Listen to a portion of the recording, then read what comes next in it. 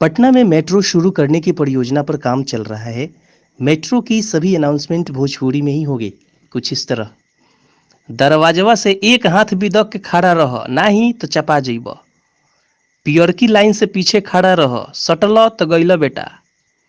गाड़ी के पहिलका डब्बा औरतन खातिर बा, ओकरा में गइल तो पटक के जुर्माना लिहन सन। दरवाजवा दहिने पड़े खुली, ऊपर लद के खड़ा रहल तो फेंका जइब। पटना मेट्रो में चाय पान बीड़ी सब माना बा, कौनो जाना धरइल तो सोठा जइब। मेट्रो पर सफर करत खानी याद रख, प्राण जाए पर धोती न खुले पाए।